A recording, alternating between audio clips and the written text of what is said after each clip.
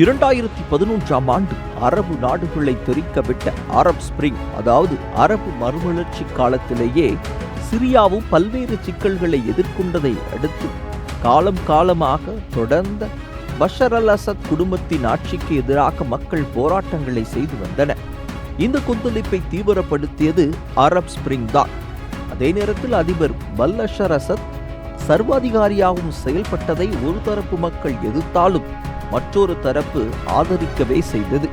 சர்வதேச அரங்கில் ஈரானுக்கு சிரியா மிகவும் முக்கியத்துவம் வாய்ந்த ஒரு நாடாக இருந்ததன் காரணமாக லெபனானின் ஈரான் உருவாக்கிய ஹிஸ்புல்லா அமைப்பினருக்காக இந்த நல்லுறவு அவசியமானதாகவே இருந்தது. இந்நிலையில் சிரியாவும் ஈரான் மற்றும் ரஷ்ய நாடுகளை நம்பிய ஒரு நாடாகவே இருந்தது.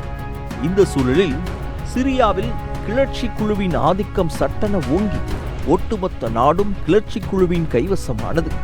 50 ஆண்டுகளுக்கு மேலாக ஆட்சி அதிகாரத்தை அனுபவித்த அசத் குடும்பத்தின் சர்வாதிகாரத்துக்கு முற்றுப்புள்ளி வைக்கப்பட்டது.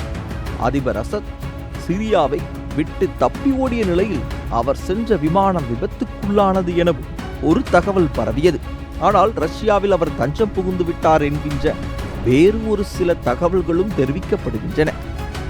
இந்த அதிரடி மாற்றங்களையும் குழப்பங்களையும் தொடர்ந்து சிரியாவில் ஏற்பட்ட இந்த சிக்கல்களால் அங்கிருந்த வெளிநாட்டவர்களின் பாதுகாப்பு கேள்விக்குறியானதை அடுத்து சிரியாவில் இருந்த இந்தியர்களை பாதுகாப்பாக மீட்க மத்திய அரசின் நடவடிக்கைகள் தீவிரப்படுத்தப்பட்டன.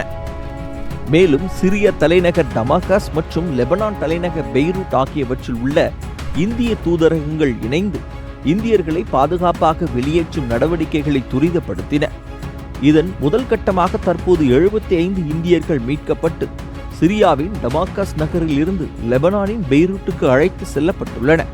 அடுத்த கட்ட நடவடிக்கையாக அனைவரும் பெய்ரூட் நகரில் இருந்து டெல்லிக்கு அழைத்து வரப்பட இருப்பதாகவும் தகவல்கள் சொல்கின்றன. இவர்களில் 44 பேர் ஜம்மு காஷ்மீரை சேர்ந்தவர்கள் என்பதும் குறிப்பிடத்தக்கது.